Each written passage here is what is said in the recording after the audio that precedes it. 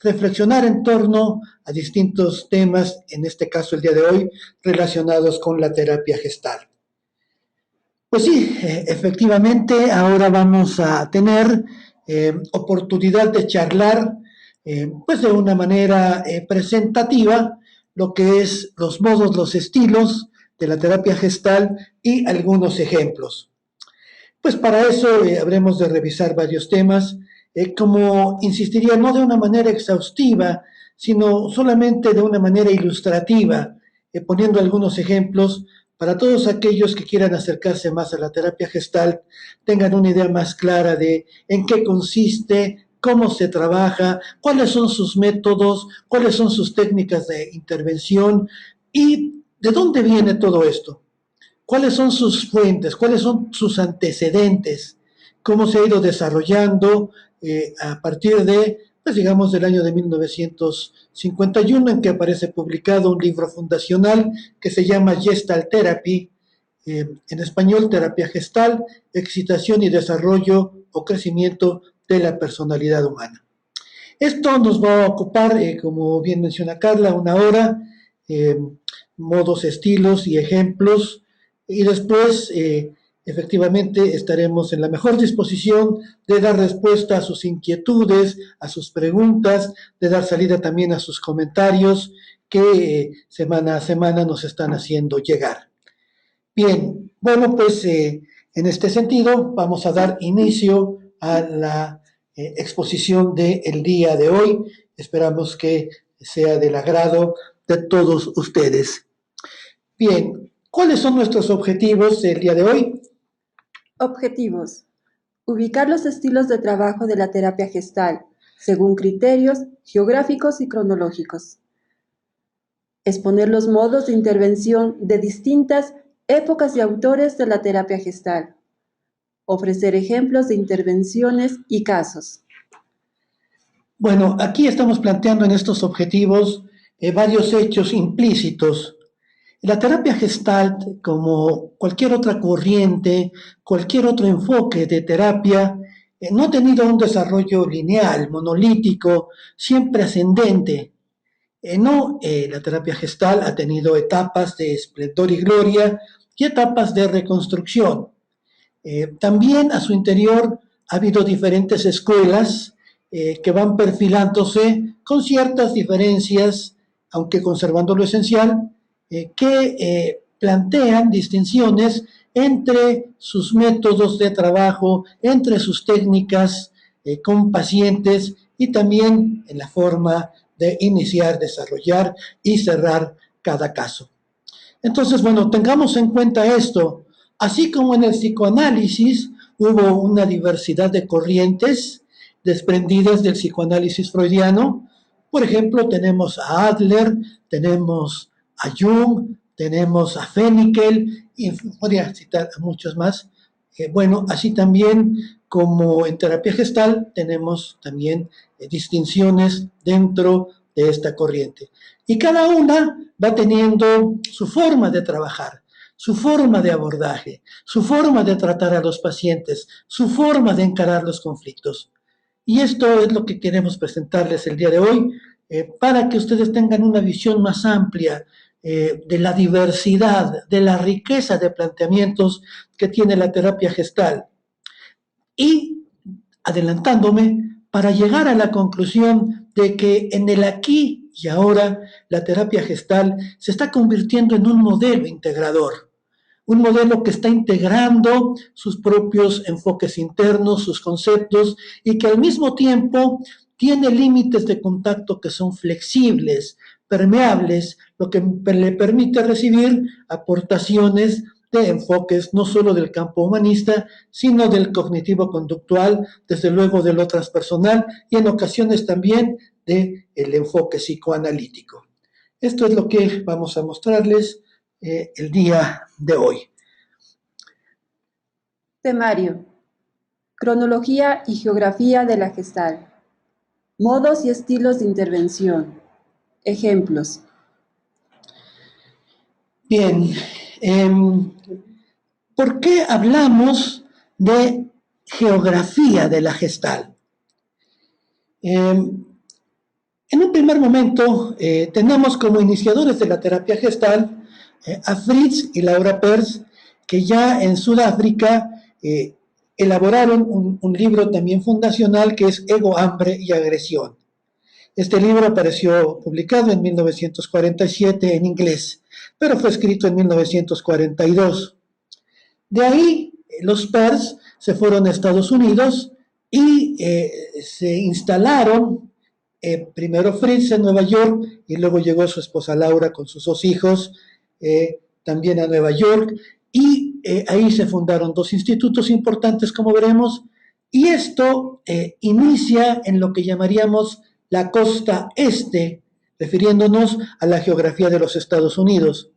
Más adelante hubo todo un desarrollo en Los Ángeles, en San Francisco y en Salem, y ahí le llamamos la terapia de la costa oeste. Por eso hablamos de la geografía de la Gestalt. Y hablamos de una cronología, porque bueno, ha habido diferentes etapas, sus antecedentes, una etapa incitadora, otra etapa sintonizadora, una etapa dialogal, y bueno, una etapa del aquí y ahora.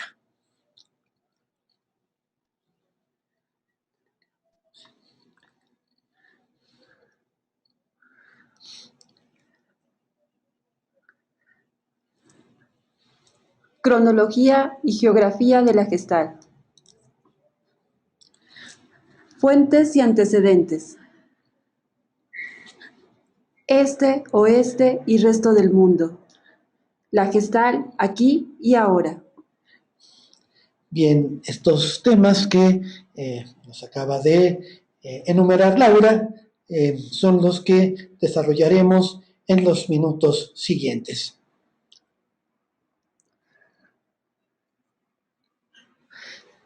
Fuentes. Taoísmo. Bien, como comentaba anteriormente, la terapia gestal tiene una serie de fuentes y antecedentes. En este caso, una de sus fuentes más remotas es el taoísmo, esta sabiduría, esta disciplina oriental muy conocida por ese símbolo emblemático que es el yin yang, en donde está planteado las polaridades que existen en todos los seres del cielo y de la tierra, como dice el taoísmo, y que al mismo tiempo nos da una idea de proceso. La terapia gestal toma del taoísmo, entre otros muchos conceptos, dos elementos. Uno, las polaridades; dos, el proceso. ¿A qué nos referimos con polaridades?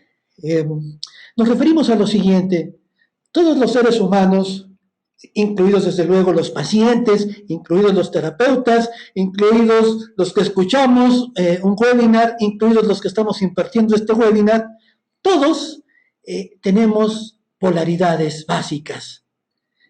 Ya decía Jung, una de las polaridades básicas es la sombra y la luz, por ejemplo. Pero quienes estamos en terapia encontramos que todos los pacientes llegan presentando una serie de ambivalencias, y estas ambivalencias se refieren a las polaridades, por ejemplo, amor-odio, admiración, envidia, felicidad, depresión, ansiedad y manía, por mencionar unas cuantas de esta diversidad de polaridades. El creer en mí y el dudar de mí mismo. Entonces, estas polaridades están presentes, y esto lo hemos aprendido los terapeutas gestálticos del taoísmo. Andando el tiempo, pasados los siglos, Friedlander, uno de los maestros reconocidos por Fritz Perls, nos dice que entre estas dos polaridades existe un punto medio. Nosotros, como terapeutas, intentamos llevar al paciente durante el proceso de terapia el proceso que se coloque exactamente en ese punto medio, en ese punto también llamado de indiferenciación creativa, y que desde ahí se libere de la fuerza, esta fuerza potente de las dos polaridades. Estando en el punto medio, se encuentra en un momento de vacío fértil abierto a todos los procesos de la vida. Esto es algo muy liberador que facilitamos a nuestros pacientes. La idea de proceso. Ya en el Yin Yang está planteada la idea de proceso. Como ustedes bien saben, en el Yin Yang encontramos la figura de dos peces. Un pez tiene el ojo blanco y otro el ojo negro, indicando que en un momento dado esta polaridad va a cambiar. Un principio taoísta fundamental nos dice lo siguiente: una vez yin, una vez yang, eso es el Tao. Este es el paso de los ciclos. Y de esos ciclos nos hablan de un proceso, de un samsara, en donde vamos evolucionando a través de las diferentes existencias, a través de los diferentes procesos de la vida. Nada es estático. Esta idea es muy antigua. Todo está en movimiento. Lo dijeron los egipcios, los chinos, los hindúes, los griegos, los romanos y de ahí en adelante. Todo está en proceso. Todo deviene. Todo es impermanente, como lo dice no solamente el taoísmo, también el budismo en una de sus nobles verdades. Esto quiere decir que todos estamos en proceso. El paciente que llega a terapia está en proceso. El terapeuta está en proceso. La relación misma está en proceso. Y esto nos habla de la ley universal del movimiento. Y bueno, este principio del proceso lo vamos a encontrar repetidamente a lo largo de otras fuentes y otros antecedentes de la terapia Gestalt. Fuentes. Budismo. Bueno, el budismo nos entrega a los terapeutas gestales una gran riqueza de conocimientos. En este caso, solo quisiera referirme a dos que son de fundamental importancia. La terapia gestal, como cualquier otro enfoque, nos invita al autoconocimiento. Si nosotros no nos conocemos, jamás podremos lograr un cambio direccionado. Si no sabemos quiénes somos, tampoco sabremos qué es lo que queremos ser. Si no sabemos dónde vamos, no vamos a llegar a ninguna parte. Necesitamos autoconocernos y después autoaceptarnos cómo somos en ese momento para a partir de ahí plantearnos de lo que soy, qué acepto y qué no acepto, qué me gusta y qué no me gusta, qué deseo conservar y qué quiero cambiar. Para eso es el autoconocimiento. Y este autoconocimiento es la base de unos planteamientos de Arnold Beiser, terapeuta gestáltico, que nos habla de la teoría paradójica del cambio. Necesito cambiar para ser quien soy, no para dejar de ser quien soy en realidad. Primero necesito aceptarme como soy y entonces el cambio viene de una manera natural. Para eso es importante el autoconocimiento. Llega un paciente a terapia, le preguntamos quién eres, cómo eres, le pedimos que haga un autorretrato, ya sea en una cartulina, en una hoja con colores, a lápiz, y luego le pedimos que lo describa.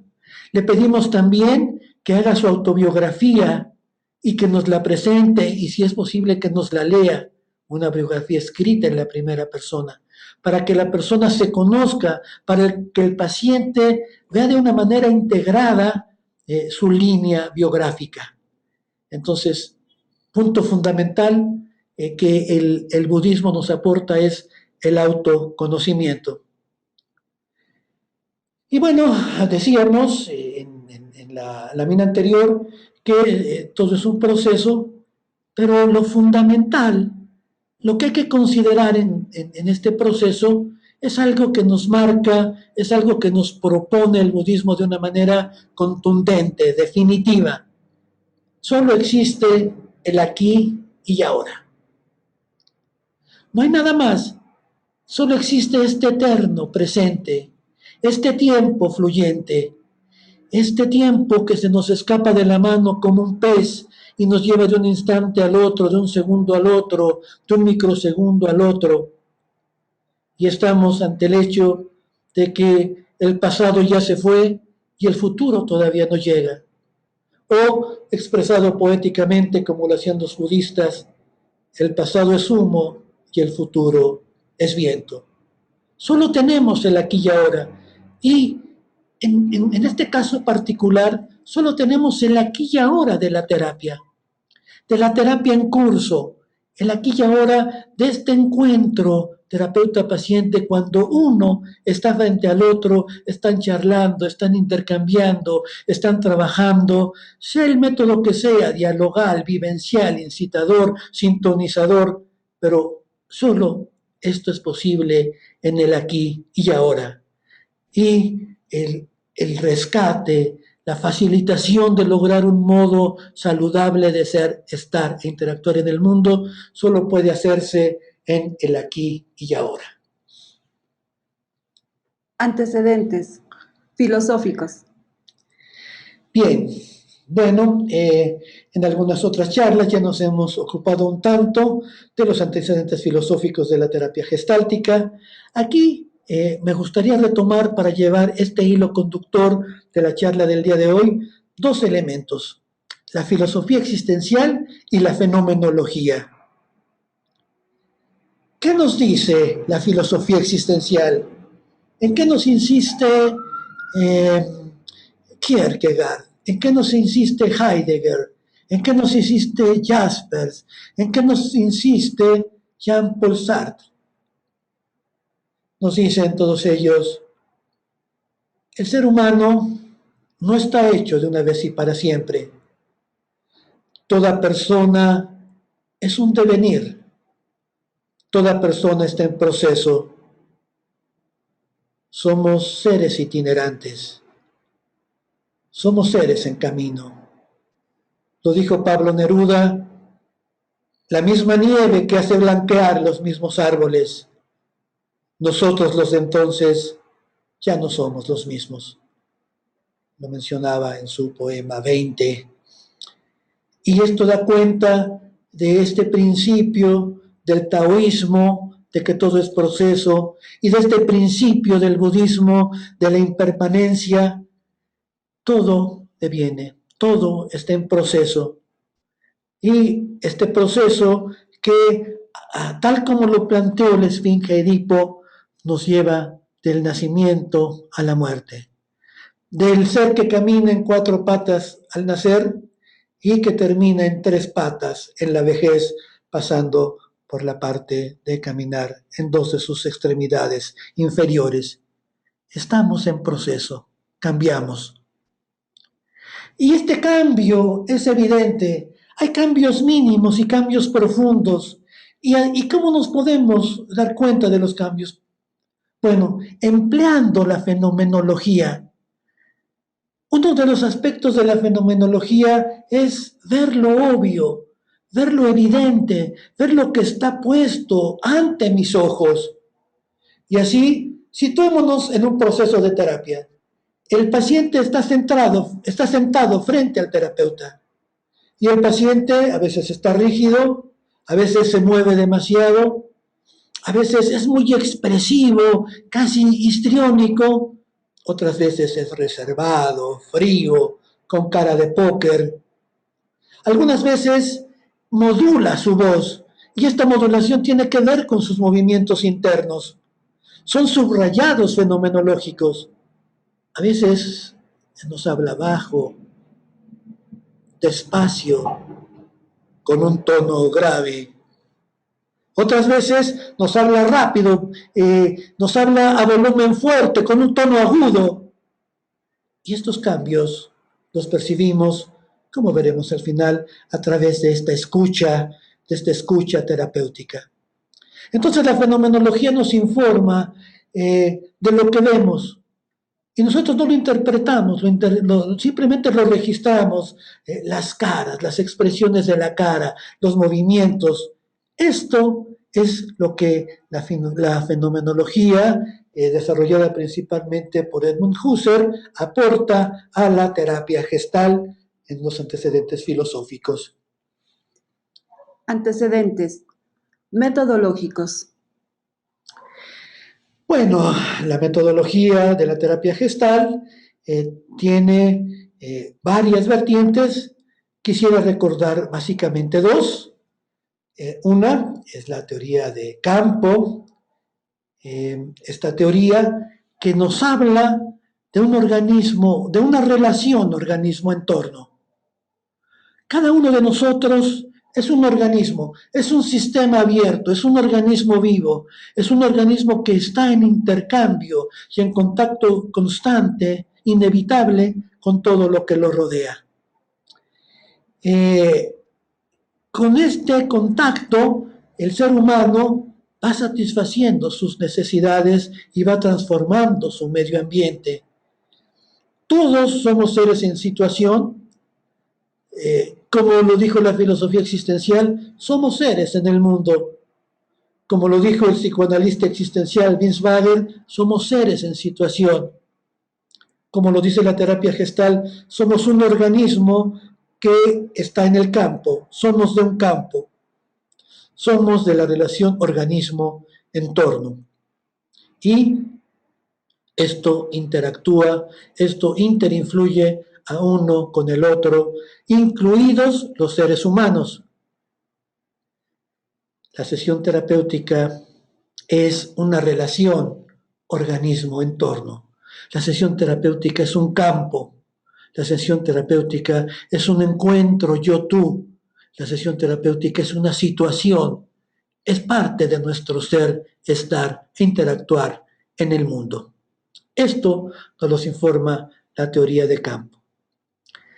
Y bueno, siempre que me refiero al método vivencial, me gusta mucho citar una de las frases para mi gusto más importantes, esta frase que nos dice, solo la vivencia es aprendizaje, todo lo demás es intervención.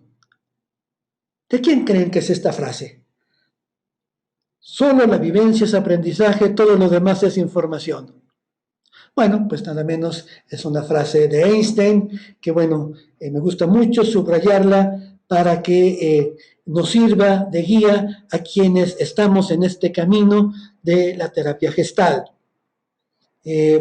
Por eso, la terapia gestal tiene entre su método principal el método vivencial. Vivenciamos, experienciamos, experimentamos, estamos con una alerta pleno, lo más desarrollados posibles, con un mayor apoyo sensorio-motor, emocional, intelectual, sensorial, para que así lo aprendido en la terapia gestal vaya haciendo anclajes y vaya modificando nuestras redes neuronales para competir con esas redes neuronales que ya no nos funcionan.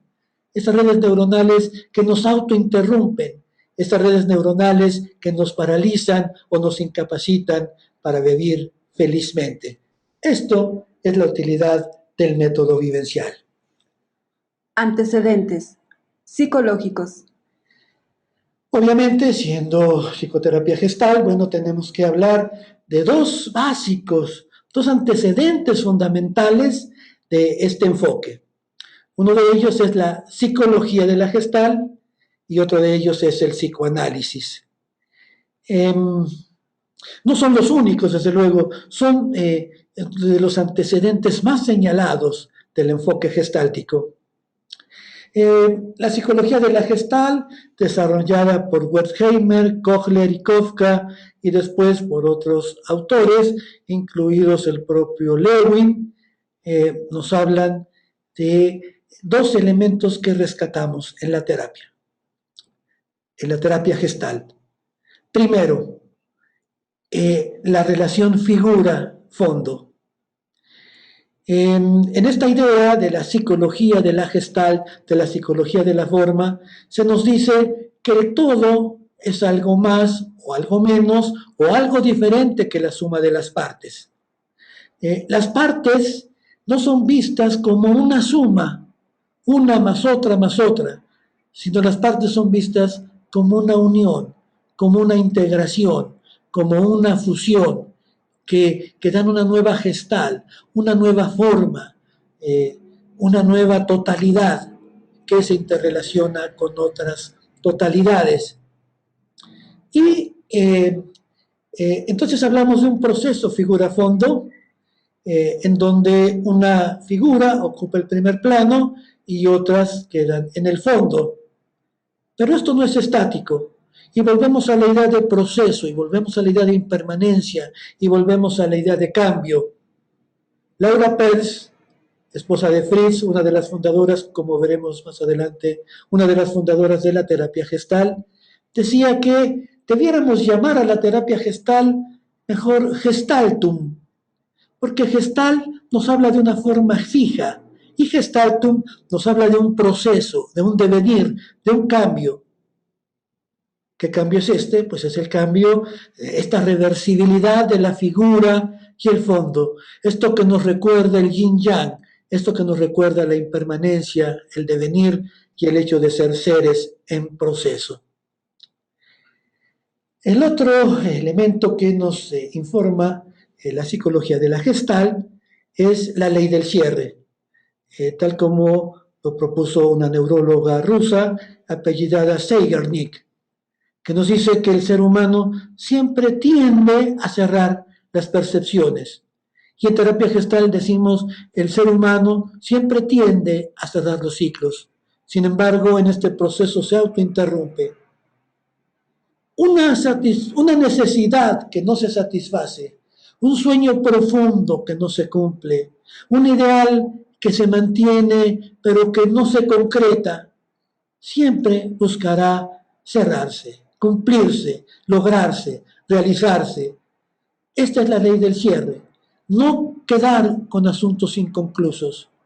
Y bueno, uno de los elementos, si llega un paciente a terapia, uno de los elementos en los que insistimos es, primero que nada, es cerrar sus asuntos inconclusos.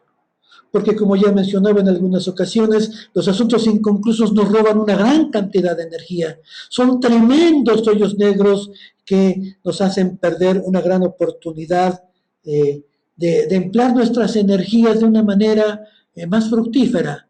Porque cuando hay asuntos inconclusos, entramos en un estado de caos y entra en operación la ley de la entropía, la ley del desorden. A mayor caos, mayor desperdicio de energía. A mayor orden, un uso más fructífero de esa misma energía destinada a la satisfacción de nuestras necesidades auténticas, sean organísmicas, sean existenciales, pero sí sobre todo auténticas. Bueno, estos dos elementos, la figura fondo y la ley del cierre, es lo que nos da la psicología de la Gestalt a esta terapia, que tienen el mismo apellido, somos de la Gestalt, pero que tenemos diferentes propósitos. Entramos a un tema muy importante. Dentro de los antecedentes de la terapia Gestalt está el psicoanálisis. Obviamente, Freud, Adler, Jung, Karen Horney, Erich Fromm, Fennikel, y bueno, la lista puede alargarse casi al infinito.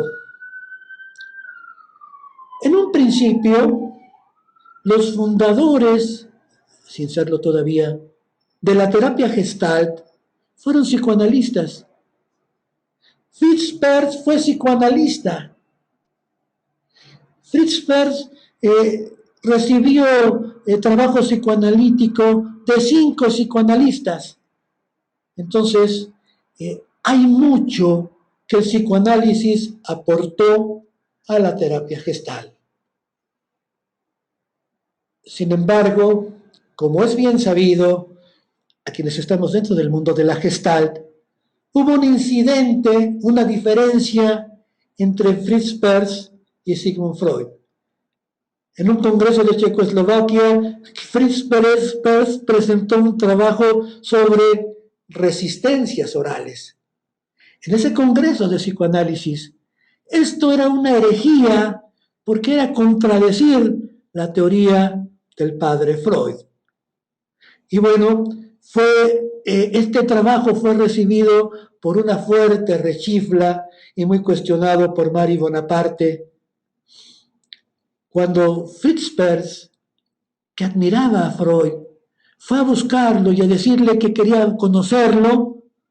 Después de hacerle esperar largo tiempo, sale Sigmund Freud, bueno, pues ya muy gastado por la enfermedad. Esto ocurrió en 1936, 3 años antes de que Freud muriera y más de 12 años de que Freud tuviera este cáncer maxilar que le llevaba unas curaciones dolorosísimas. Bueno, en ese 1936, un Sigmund Freud, cansado, deteriorado por la enfermedad, recibe durante unos brevísimos minutos a Peirce. Peirce, todo entusiasmado, les dije, he venido desde Sudáfrica para verte, para presentarle mi trabajo. Vengo desde allá, desde Johannesburgo, hasta acá, Checoslovaquia. Y Sigmund Freud simplemente le contesta, ¿ah, sí? ¿Y cuándo se vuelve? ¿Cuándo se regresa? Con esa frialdad que muchos dicen que caracterizaba a Freud.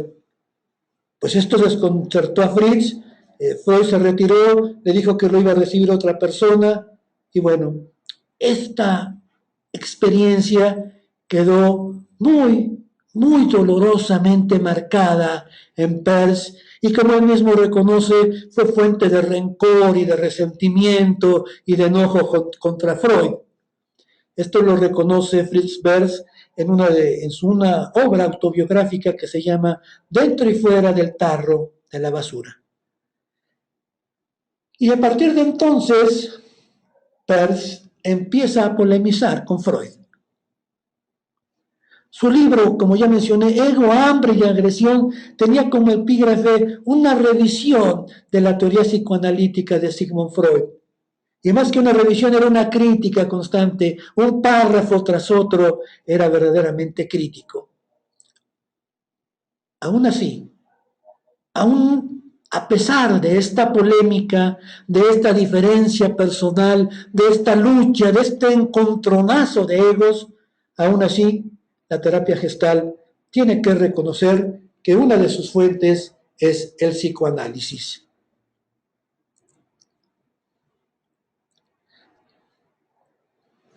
Gestalt de la costa este.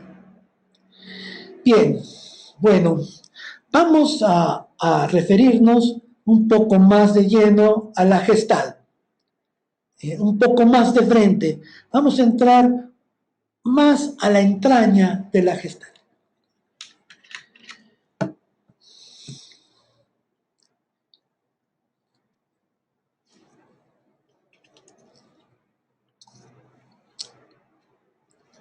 Después de esta dolorosa experiencia, Fritz Perls regresó a Sudáfrica. Durante más de 6 años estuvo trabajando en el manuscrito de su primer libro, Ego, Hambre y Agresión, que escribió junto con su esposa Laura. Laura, que de soltera se llamaba Lauren Posner, y ya de casada toma el nombre de Laura Perls. Escribe en este libro, polemizador contra el psicoanálisis. Después, Fritz Perls, cansado de esta vida cómoda que le daba vivir en Johannesburgo, donde fundó el Instituto Sudafricano de Psicoanálisis, dijo, me marcho, me voy a Estados Unidos, se fue a Nueva York, llegó allá en 1946 y ahí conoció a Paul Goodman, como lo vemos aquí en una de sus fotografías. Fritz Perls, bueno, en ese momento estaba joven, como aparece. Laura Perls, también en la imagen de medio, pues estaba joven. Tenían grandes ímpetus, grandes sueños. Ya había ciertas diferencias en el matrimonio de los Perls. Y así, cuando se trasladan a Nueva York, en la parte este de los Estados Unidos, Paul Goodman, un hombre intelectual, un hombre revolucionario, un hombre denominado anarquista, un hombre que tenía grandes contactos en la llamada contracultura de los Estados Unidos, pone a Fritz Perls y a Laura en contacto con los intelectuales de su tiempo. Es la época de la posguerra, es la época que genera un gran dolor en la humanidad. Millones de muertos. ¿Para qué? Para que se asentara una nueva hegemonía, para que se enquistara en el poder una nueva élite que con su ideología trataba de conquistar el mundo, ya no por la fuerza de las armas, incluidas las armas nucleares, sino por una fuerza manipuladora de las ideas. Perls fue rebelde, no estuvo de acuerdo. Perls no era muy afín a la cultura norteamericana, le tenía resentimiento por varias razones. Entonces, él se sentía más cómodo en la contracultura. Y así, desde ahí, plantea una terapia más bien contestataria, una terapia del cambio, una terapia que modificara la idea de ser seres humanos adaptados al sistema. La idea de Perls, apoyado por Laura y por Paul Goodman, era crear seres que no aceptaran ningún otro debería más que el suyo propio, que renunciaran a los roles impuestos desde fuera, que quisieran ser lo que ellos eran realmente, porque decía Perls, es ridículo pensar que una rosa quiere actualizarse en un elefante y un elefante quiere actualizarse, llegar a ser una rosa. Hay que ser lo que uno es, que no nos impongan deberismos desde fuera. Y así, encabezando a varios autores, se elabora el libro de Gestalt Therapy, este libro fundacional, que es de gran importancia porque tiene el planteamiento teórico, conceptual y metodológico de la primera etapa de la terapia Gestalt. Este libro es uno de los libros más recomendables para quien quiere introducirse de una manera clara y completa a este enfoque terapéutico. Después de que se escribe este libro, se funda en 1952 el Instituto Gestáltico de Nueva York y en 1954 el Instituto Gestáltico de Cleveland. Este Instituto Gestáltico de Cleveland fue un semillero de grandes autores de la terapia gestal, de la terapia gestal de la Escuela del Este. Estos institutos estuvieron básicamente a cargo de Laura Perls, de Paul Goodman y de un terapeuta gestal, un decano, que es Isadore Fromm. Entre los autores importantes del Instituto del Centro Gestáltico de Cleveland tenemos a Irving y Miriam Polster, tenemos a Joseph Zinker y tenemos a Joel Ladner. Estos son algunos de los principales autores. Gestalt, costa oeste.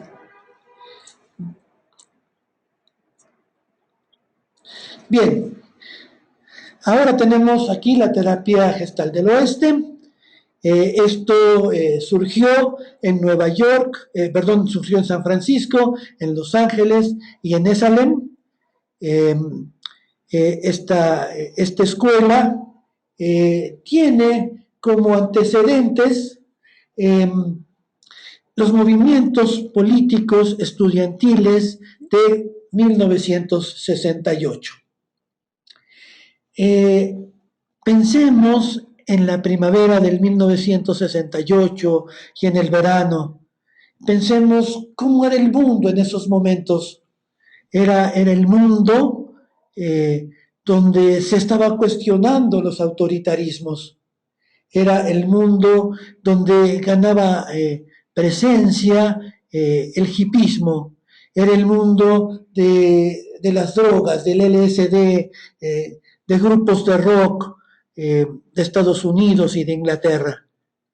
En ese momento surge una etapa muy importante de la terapia gestal que se lleva a cabo particularmente en Esalen, un lugar de la costa oeste, en donde hay autores muy importantes, como Claudio Naranjo, que escribe un libro que se llama La vieja y novísima gestal, que tiene como epígrafe un experiencialismo ateórico. Gestal en el mundo.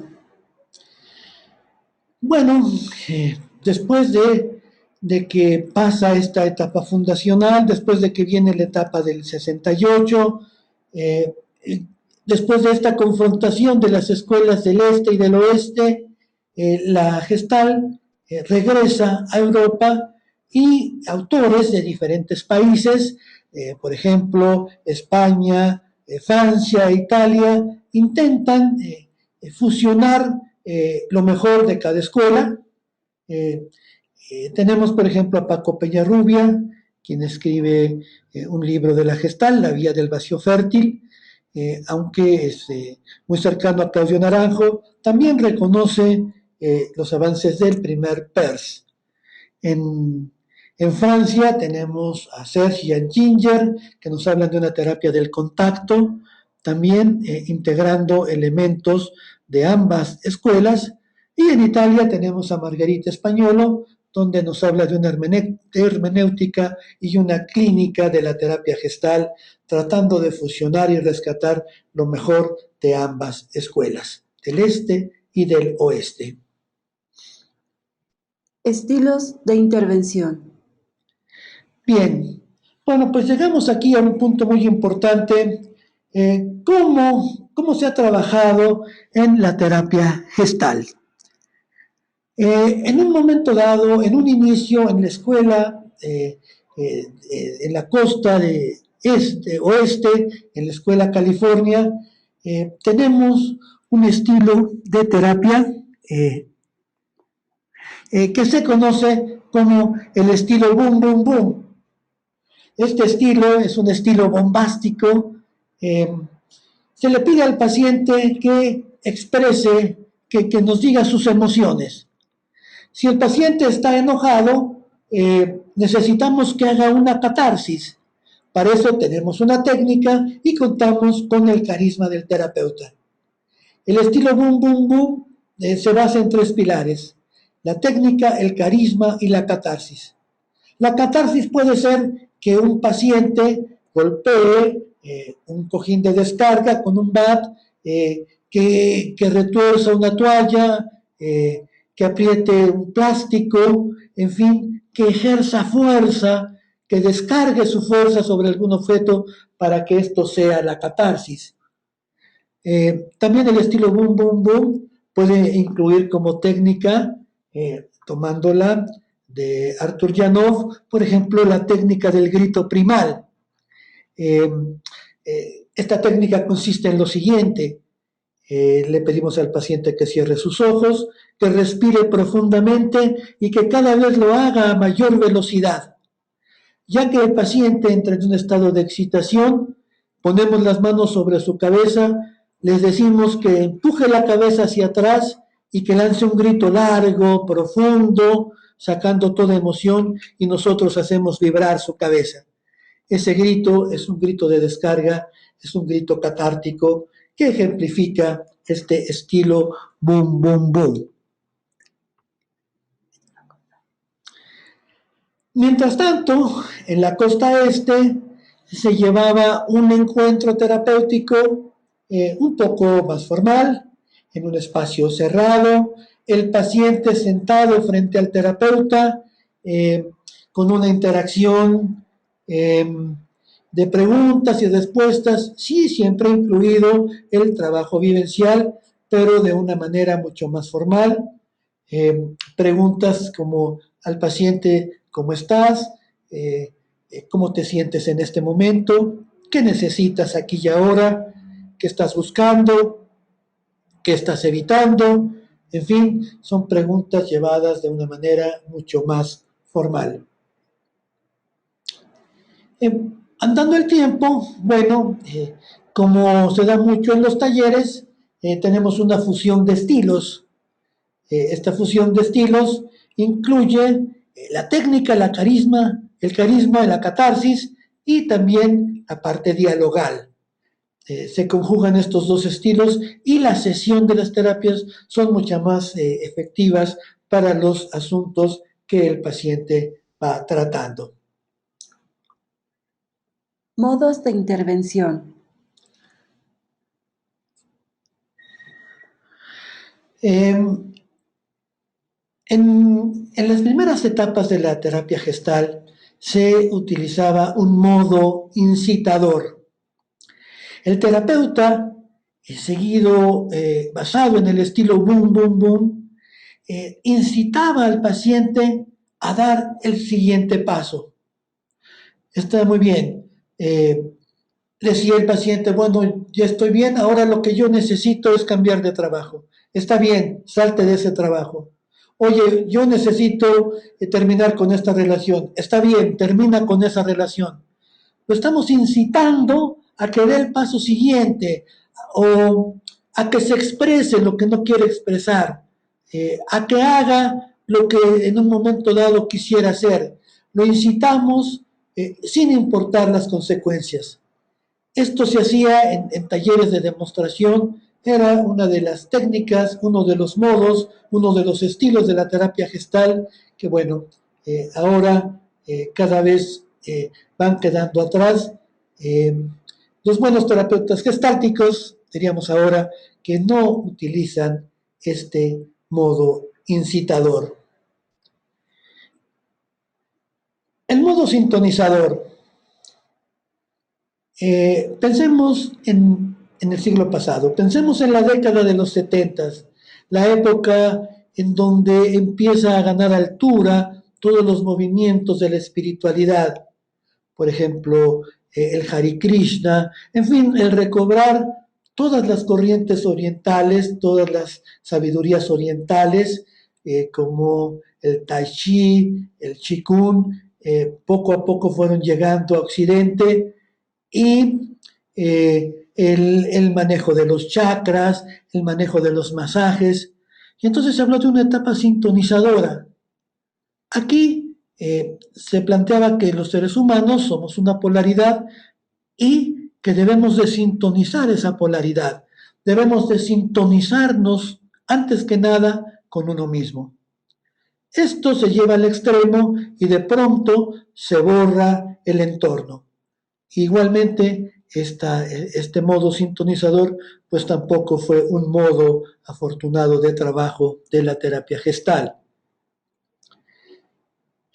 A partir de los años 80, en el siglo pasado, empieza a surgir un modo dialogal que involucra la escucha, que involucra el trabajo vivencial, que involucra la retroalimentación, que fusiona el formalismo del este y la creatividad del oeste. Entonces las sesiones son mucho más activas, el paciente es mucho más participativo y esto requiere de una gran creatividad de los terapeutas para estar diseñando formas de intervención. Este es el modo privilegiado de trabajar de los terapeutas, un modo vivencial, en donde está el encuentro yo-tú, en donde se procura elevar el alerta del paciente para que haya una simpatía, para que haya un encuentro de una fusión de horizontes y entonces el paciente logre despertar sus potencialidades de una manera anclada.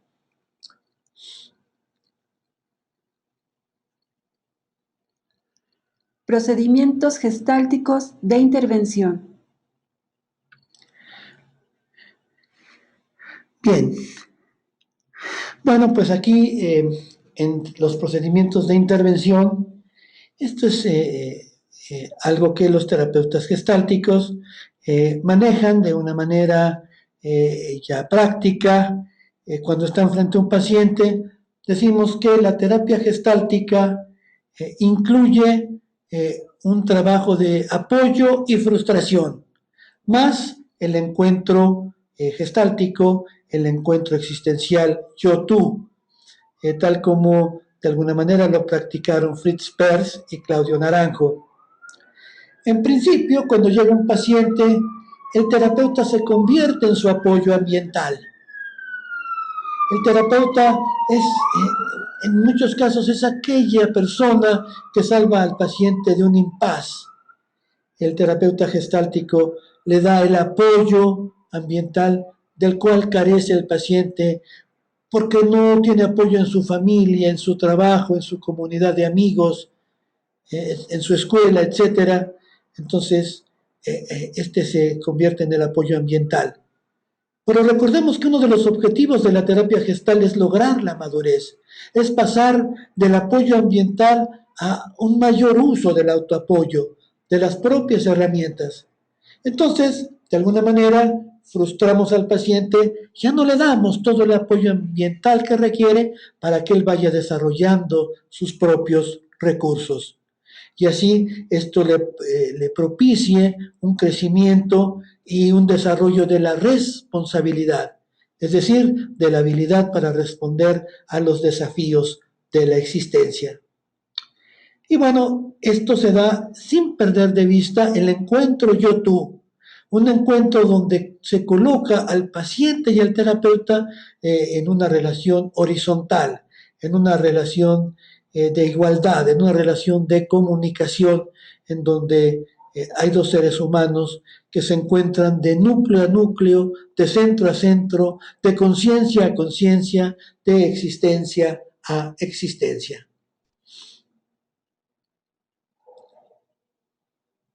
Procedimientos gestálticos de intervención.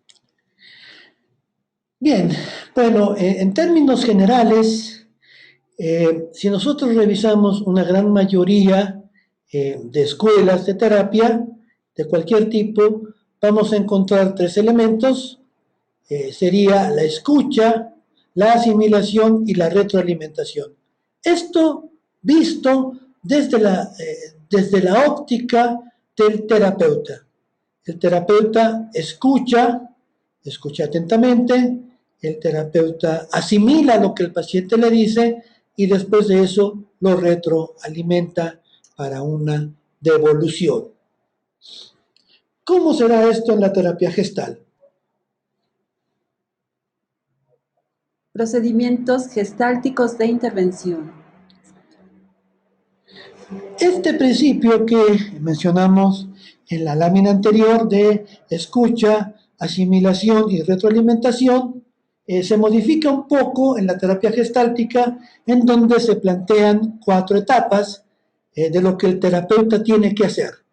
Estas 4 etapas son la escucha fenomenológica, la asimilación, la toma de conciencia, en segundo lugar, la asimilación en tercer lugar, que se plantea una hipótesis de trabajo, y en cuarto lugar, la retroalimentación, en donde se plantea el experimento.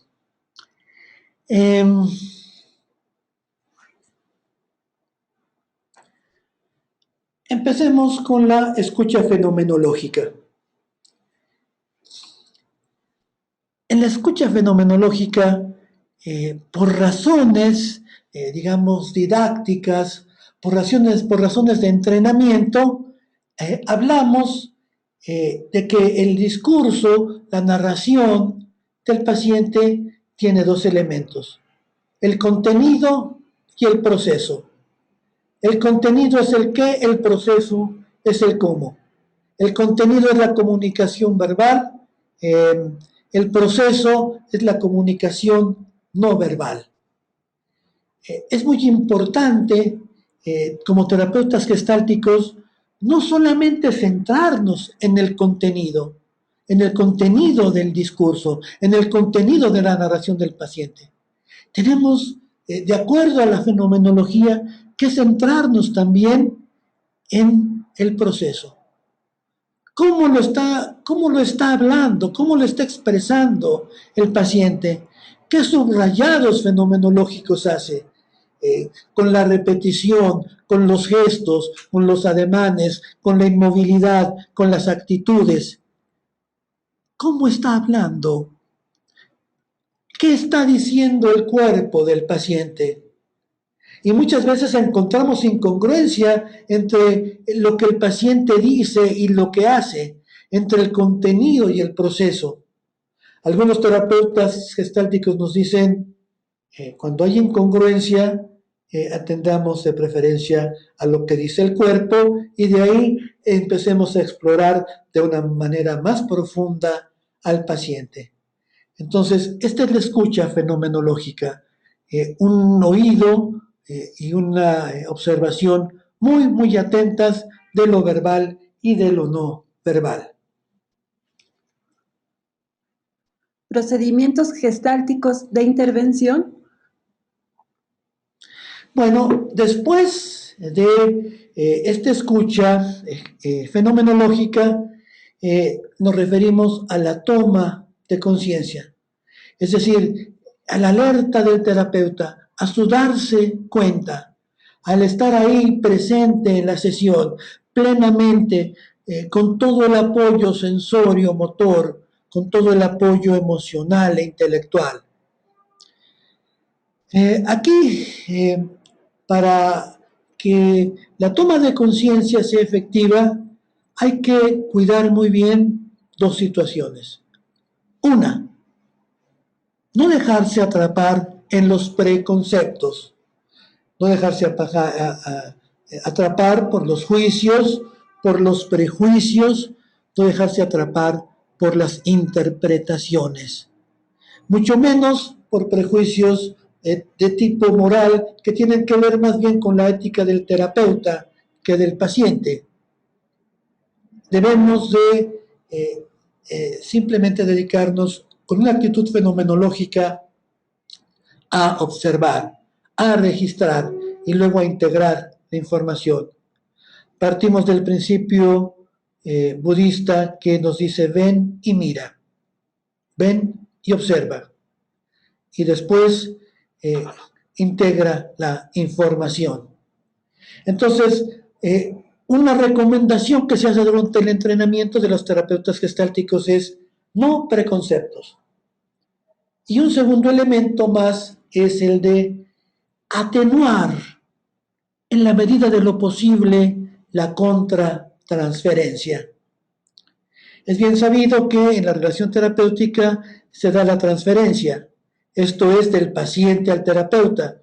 El paciente revive, reedita los conflictos que ha tenido en su infancia, con figuras significativas como el padre, la madre, la abuela, y andando el tiempo ya en su vida adulta, con la pareja, etc.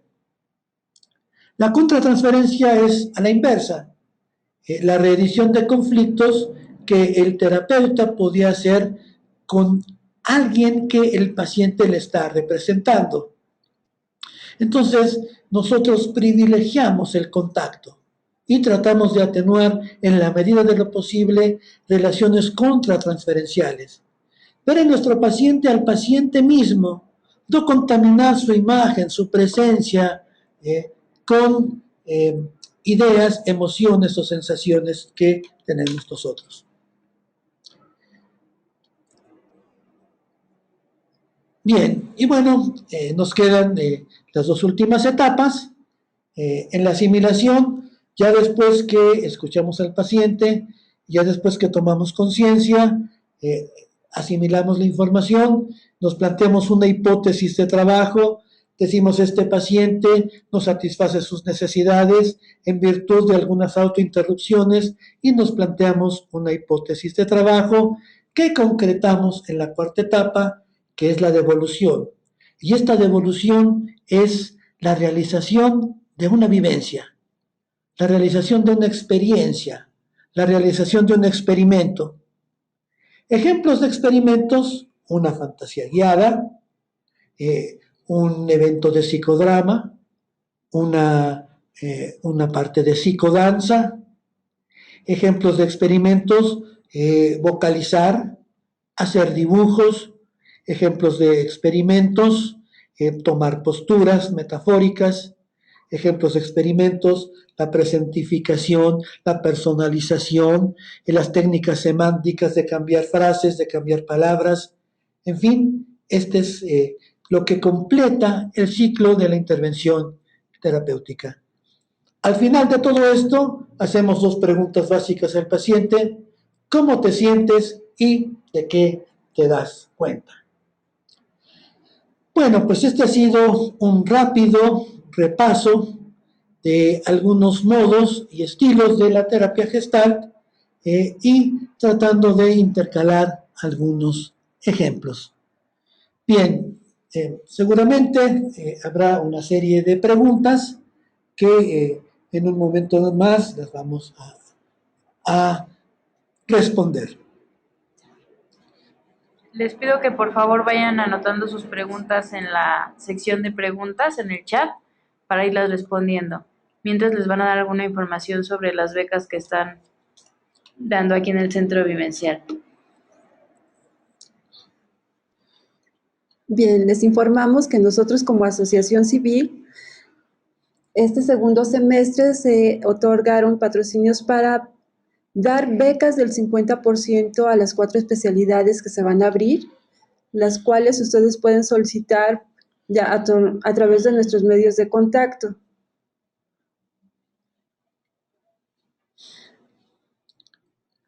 Esta especialidad en terapia gestal se va a dar todos los días jueves, de 5:30 a 8:30 de la noche. Va a dar inicio ya el próximo 6 de noviembre. Cuenta con 240 horas de valor curricular y bueno, aquí les estamos presentando algunas becas. Recuerden que la inscripción en el mes de octubre es de 600 pesos, así que no se esperen al mes de noviembre, donde ya va a costar 800 pesos. La mensualidad con la beca es de 1,400 mensuales, lo cual no cambia durante toda la especialidad.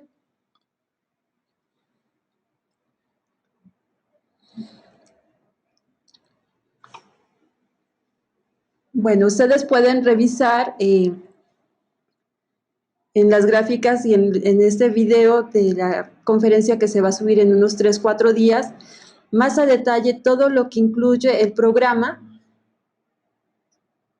Ustedes pueden comparar nuestro programa y verán que es uno de los más completos que se oferta en el mercado.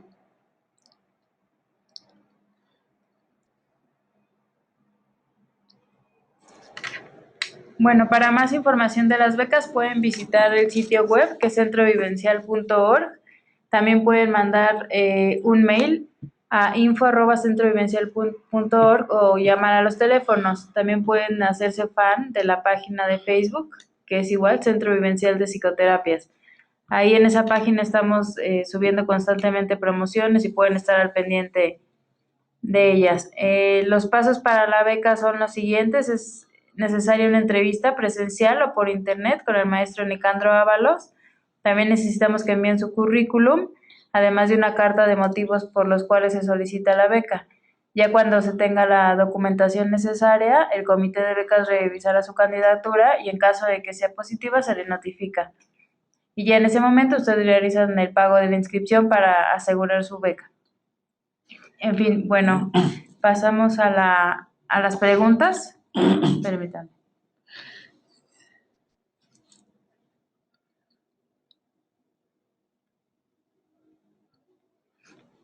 Bueno, la primera pregunta, María Luisa nos pregunta, ¿cómo se logra la indiferenciación creativa? Bien, María Alicia, esta es una pregunta muy interesante, es una de las técnicas privilegiadas de la terapia gestal. Utilizamos aquí el recurso de la imaginación, de la fantasía. Primero le pedimos al paciente que se coloque, por ejemplo, si este es su caso, en una situación de odio. Vamos a decir, odio a su madre, que sienta el odio con toda su fuerza, con toda su intensidad, y después de varias respiraciones le pedimos que se meta en la sensación de un gran, de un profundo amor a su madre. Después le pedimos que se despoje de ambas sensaciones y se coloque justamente en el punto medio y que empiece a reportar sus sensaciones, sus emociones, que las exprese de una manera más intensa, tal como vayan fluyendo hasta que se da la liberación. Perfecto. A Claudia Ponce ya le pusimos ahí el link para que solicite la beca. También nos puedes contactar por el mail que te dimos para más información o en la página de Facebook. Jimmy pregunta, ¿cuánto tiempo dura la sesión terapéutica? Esto varía de acuerdo al estilo de los terapeutas. El tiempo recomendado oscila entre 50 minutos y 1 hora 15. Cada terapeuta va fijando su timing de acuerdo a su estilo, de acuerdo a su agenda y también, obviamente, de acuerdo a las necesidades del paciente. María pregunta, ¿qué otros experimentos me puedes mencionar para investigar? Bueno, pues hay muchísimos.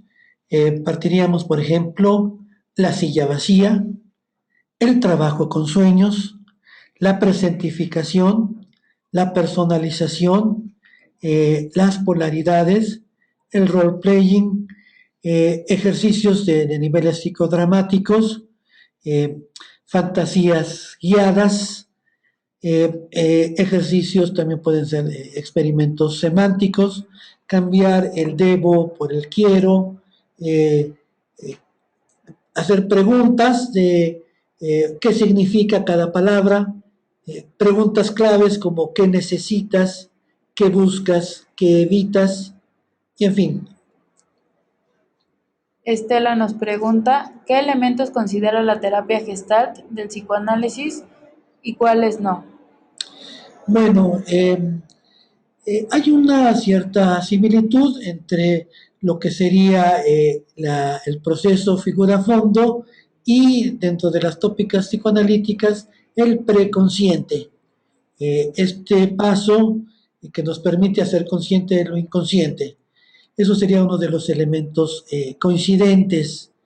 Eh, por ejemplo, esta forma de la organización psicológica interna entre el ello, el yo y el superyo es vista por la terapia gestal con cierta desconfianza.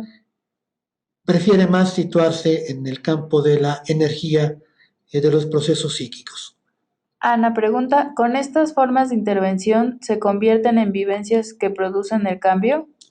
Sí, la vivencia va preparando el cambio, pero también se requiere mucho de la participación del terapeuta, con esta idea de poner al paciente en el continuum del darse cuenta, en el continuum de conciencia, que asimile la vivencia, que aprenda de ella y que la esté llevando a la práctica en diferentes campos de su vida. Rosa Isela pregunta, bueno, primero felicitaciones. Gracias. Y la pregunta, ¿en qué casos es conveniente utilizar la terapia Gestalt? Bueno, pues realmente es una amplia gama de posibilidades, desde los niños hasta pacientes de la tercera edad. Hay un abanico de técnicas y de métodos que nos permiten aplicarla. En donde se aplica con mayor frecuencia es en los llamados trastornos de la personalidad, en estos modos no saludables de ser y estar en el mundo, como en los pacientes pasivo-agresivos, con los esquizoides, con los narcisistas, con los obsesivos compulsivos, con los pacientes depresivos, ansiosos y estresados, con los pacientes limítrofes. eh, Son algunos de los casos en donde se han tenido muy, muy buenos resultados. Duendy pregunta si el libro de Gestalt Therapy está disponible también en español. Sí, sí está disponible, Duendy. Es difícil de conseguir aquí en la especialidad. Te lo vamos a proporcionar. Ajá. Saidi pregunta, ¿la formación de la especialidad, su método de estudio puede ser virtual o tiene la opción netamente virtual? Puede ser presencial o virtual, de acuerdo a las disponibilidades bueno, de la cercanía de las personas. En la forma virtual trabajamos el sistema de clases en vivo por internet y bueno, pues esto enriquece, va mucho más allá de la simple formación a distancia o en línea, es mucho más participativo y más completo. Así es. Que, perdón, Gina pregunta, ¿la cámara Gestalt es un estilo de intervención? La cámara Gestalt, Gina, no entiendo muy bien a qué se refiere esta pregunta. ¿Quisieras precisarnos un poco más? Ok. Eh, ¿Cuánto tiempo dura la terapia completa como paciente? Bien, pues comentábamos que las sesiones van de 50 a 75 minutos y en lo que es toda la terapia, desde la sesión inicial hasta el cierre, varía, los rangos son muy variables, pero podríamos colocarlos en la mayoría de los casos entre los 6 y los 18 meses, si no es una intervención en crisis. Nos están preguntando varios, si es en dólares o en pesos. Son 1,400 pesos mensuales, serían más o menos $110 mensuales. ¿A partir de qué edad se puede dar terapia Gestalt? Hay terapia gestal para niños, se basa mucho en el juego. Hay autores, autoras, eh, como Violeta Oplander, que nos muestra una serie de trabajos que son susceptibles para aplicarse a los niños. Por ejemplo, en el libro Ventana a nuestros niños, que es muy recomendable, editado por Cuatro Vientos. Sergio pregunta, soy estudiante y me gustaría saber en qué momento el terapeuta debe o no soltar al paciente. Bueno, esto es una situación que tiene que ver con el paciente. Eh, Se van haciendo evaluaciones periódicas de cómo va el proceso y cuando al irse revisando los objetivos planteados en la terapia, vemos que se ha cumplido, hacemos una revisión y entonces junto con el paciente determinamos si es posible y necesaria y oportuna el alta del paciente. María José pregunta, quisiera saber más sobre la técnica de la silla. Sobre la técnica de la silla vacía, es una técnica muy interesante. Puede utilizarse en dos casos, para conflictos, llamemos intrapsíquicos, o para conflictos interpersonales. Se colocan dos sillas, en una de ellas se sienta el paciente, encarna una de sus polaridades y habla desde ellas, se pasa a la otra silla y habla desde la otra polaridad y entonces empieza un diálogo en donde una polaridad se va confrontando a la otra hasta que sobreviene un proceso de integración.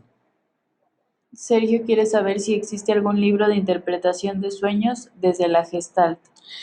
En terapia gestal no hablamos de interpretación de los sueños, hablamos de trabajo de sueños y sí, hay un libro clásico que se llama Sueños y Existencia, escrito por Fritz Perls en editorial Cuatro Vientos.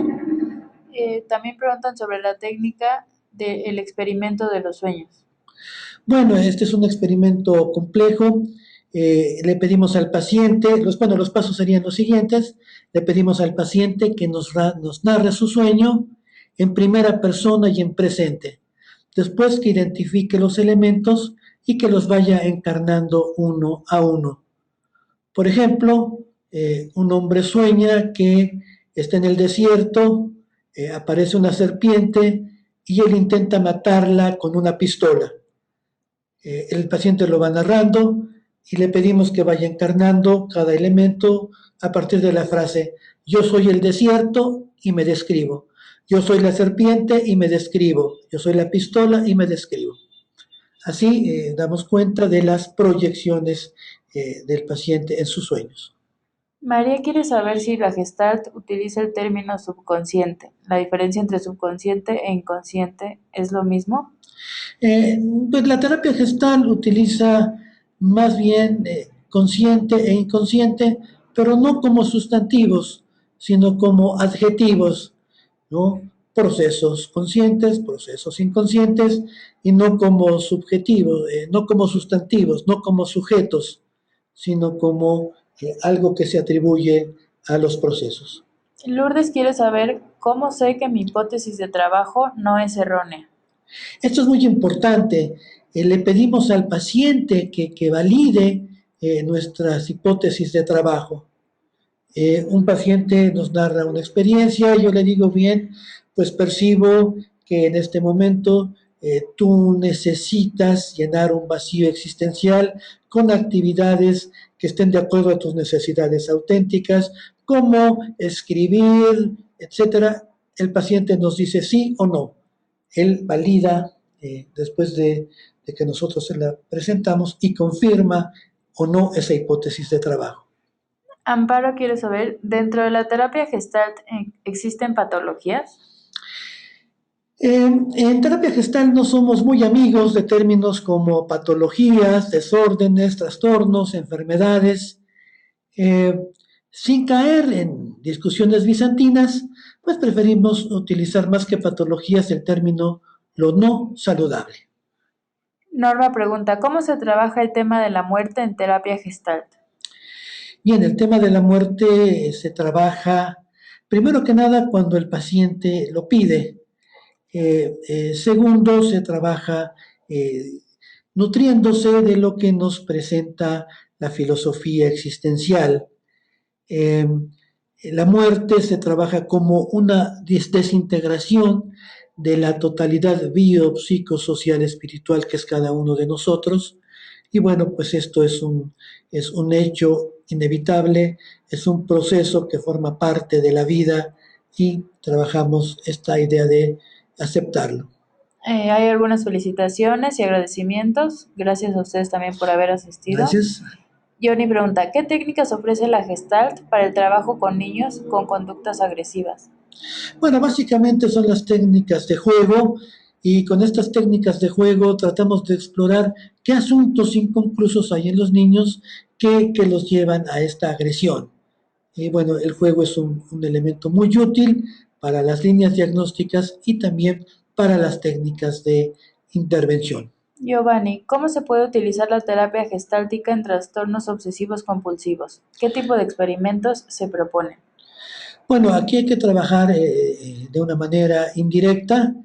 Hay que ver cómo la obsesión y la compulsión se van desarticulando, desarrollando claridad, desarrollando lucidez, desarrollando formas para salir de los atolladeros, de los callejones sin salida, revisando un tema muy importante que tiene que ver con esto que son las introyecciones y los deberismos. Ya has comentado varios libros, pero nos preguntan sobre bibliografía acerca de terapia gestalt. ¿Algunas recomendaciones? Bien, pues yo a las personas que ingresan a la especialidad les pedimos que lean Gestal para principiantes. Es un libro realmente importante. Les pedimos, por ejemplo, libros como el de Sergi Jan Ginger, La Gestal, Terapia de Contacto. Eh, Otro libro que puede resultar también introductorio es el libro de Paco Peñarrubia, La Gestal, la vía del vacío fértil. Uno más, Fundamentos de la Gestal, de Joel Latner. Creo que son libros introductorios que ayudarían mucho para dar una idea de lo que es la Gestalt. Cristina quiere saber si los resultados de la gestalt son inmediatos o a largo plazo. Los resultados van siendo inmediatos y yo creo que no solamente de la Gestalt, sino de todas las terapias. Eh, el proceso de terapia gestal consiste en ir expandiendo la conciencia y al expandir la conciencia se expande la existencia. Yo creo que los resultados se van dando sesión a sesión. Helen quiere saber si puede tomar la especialidad virtual y también presencial cuando pueda presentarse y si no, en línea. Es muy factible, si gustas lo platicamos personalmente y vemos tus necesidades, seguramente tendremos una respuesta para ti. ¿Cuántos meses dura la especialidad? Dura 20 meses. ¿En qué situaciones específicas es recomendable la Gestalt?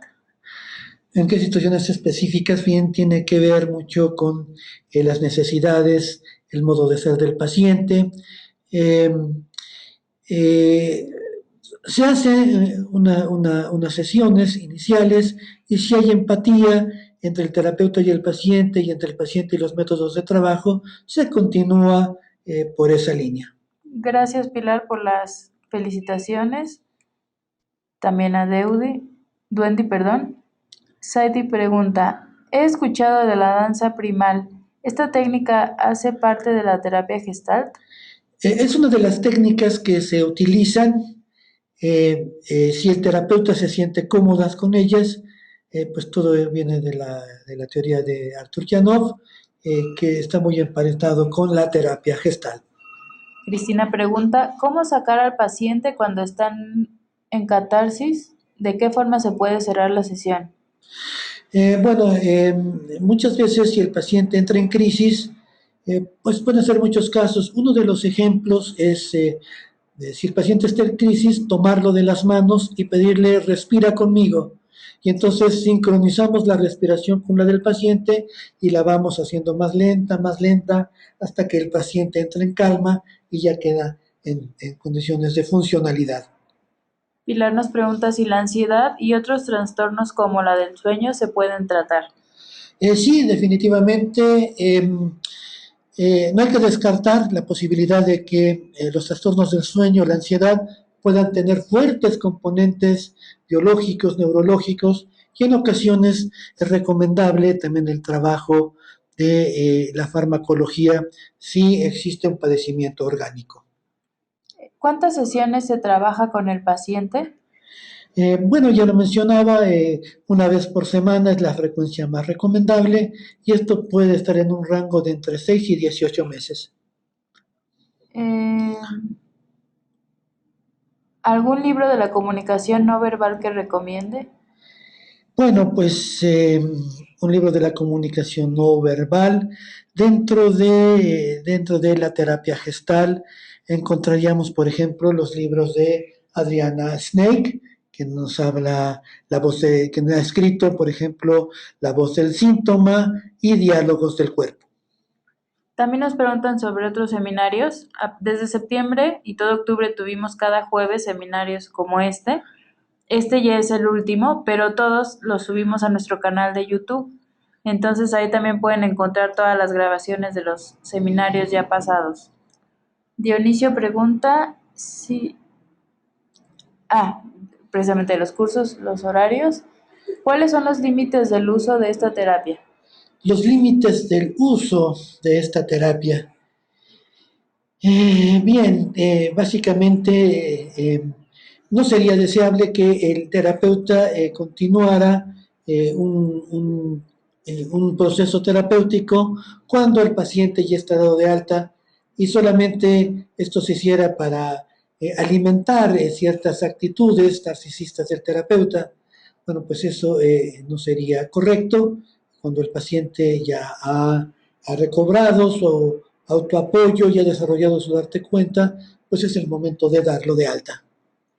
Carolina quiere saber si conoce algún otro autor para trabajar con niños, aparte de Violet Oaklander. Pues sí, sí hay algunos, después te los hago llegar eh, por correo para que los tengas. Perfecto. Bueno, otra vez muchas gracias. ¿La enseñanza Montessori funciona con la terapia Gestalt? Sí, puede haber una mezcla interesante. Es enseñar al niño a valerse por sí mismo, a desarrollar sus potencialidades, a aprender mediante la experimentación. Hay buenos puntos de contacto entre ambos. Amparo pregunta, ¿se pueden trabajar experiencias traumáticas como casos de violación o secuestro? Desde luego, y aquí se trabajan de una manera vivencial, y esto nos lleva a trabajos catárticos y a trabajos del darse cuenta que son, valga la expresión, muy sanadores. ¿Podría mencionar un experimento o proyecto de trabajo para el trastorno del sueño? Para el trastorno del sueño, bien, vamos a ver qué es lo que está autointerrumpiendo el proceso del soñante. qué está pasando con su autorregulación organísmica, qué está pasando con sus niveles de ansiedad. Entonces es una exploración, bueno, una serie de preguntas, una serie de vivencias para ver cuáles son los procesos que están alterados en el paciente. Ok, perfecto. Todavía tenemos muchas preguntas, pero el seminario ya va a llegar a su fin, pero nosotros les haremos llegar sus respuestas a través del mail con el que ustedes ingresaron a este seminario. Les agradecemos muchísimo su presencia. Muchas gracias a todos. Recuerden, ya nos quedan muy pocas becas, entonces por favor comuníquense a la brevedad para que podamos atenderlos. Ha sido un placer como siempre y por favor estén al pendiente de nuestras próximas invitaciones para los webinars siguientes. Que tengan muy buenas noches. Gracias. Buenas noches, hasta luego. Gracias, Carla.